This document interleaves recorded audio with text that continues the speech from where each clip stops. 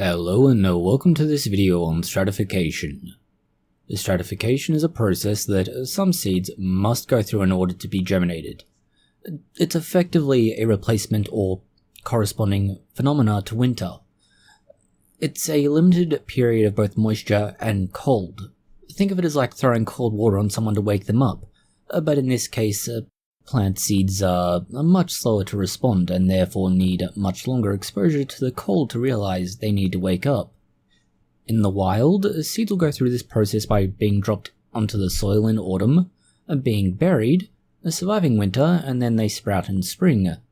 Sometimes it takes 1 year, sometimes it may take up to 2 years due to timing and circumstances. There are a lot of different species that require stratification in order to grow.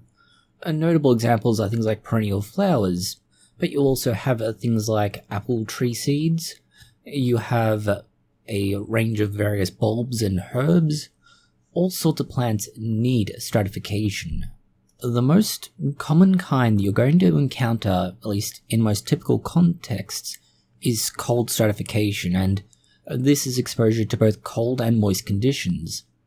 Again, many trees, shrubs, perennial flowers, and more require these before the seeds will germinate.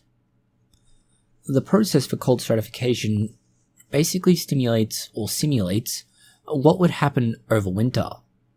You want the media you're using to be cool but not freezing, so we're talking somewhere between 1 and 3 degrees Celsius, roughly 30 degrees to 40 degrees in freedom units. You want to hold it in that temperature range for about 1 to 3 months. Generally speaking, the colder it is, the shorter the time needed. The warmer it is, the more time needed. You do this by putting these seeds in a media, such as vermiculite, peat moss, sand, or similar, that's slightly moist. You then put this in a fridge, for instance. By doing this, you're able to give these seeds both moisture and cold, and effectively trick them into thinking that it's winter.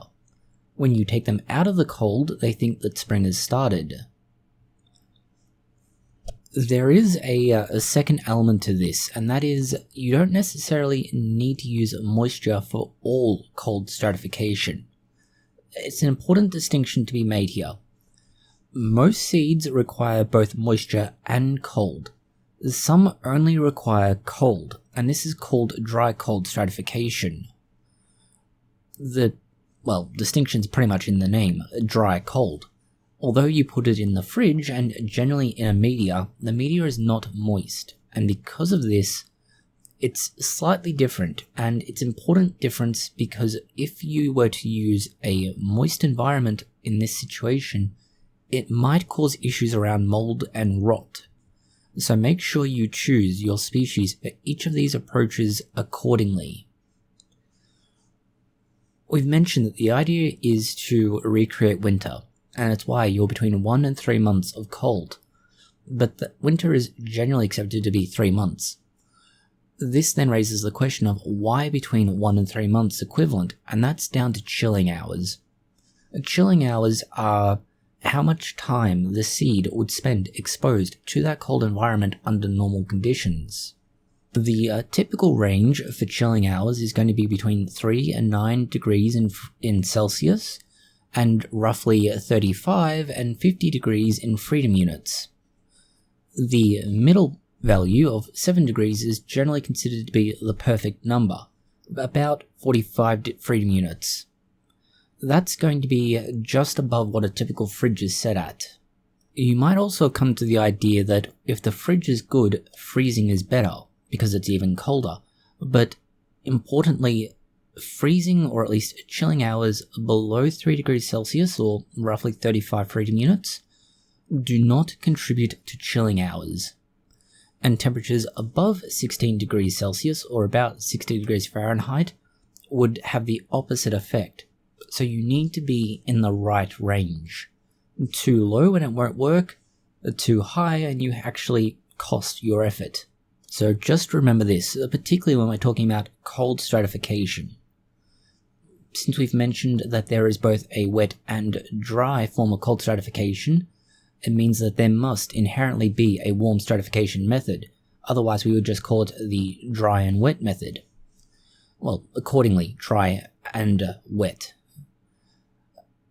The seeds that are typically going to be stratified as a warm stratification method don't really have much difference from the rest of what we're talking about. Really, the major distinction is that what you need to do is put them in warm water first, generally speaking, roughly room temperature water, so say 20 degrees Celsius or about 60 freedom units, and then you put them in your media and put them in the fridge. It's more or less adding an extra additional step at the start when they're warmed up, followed by that cold period. Species that you are going to handle this way tend to be much longer in their requirements. For example, species that need multiple years. That is, you may need to expose them to the cold, bring them out of the cold and let them warm up, so to say, and then put them back into the cold for another extended period. Again, essentially tricking them into thinking that they've been through several years of hot and cold cycles. It's important for us to also add to all of this so far that stratification is only around temperature and water. There is another process called scarification, which occasionally gets added into and lumped under the heading of stratification. Scarification is where you remove the seed coat or you damage it. That's an entirely separate process. Stratification, only temperature and water. This is what stratification is and how it works. It's also how you can, at least for a short time, think you're God over the plants.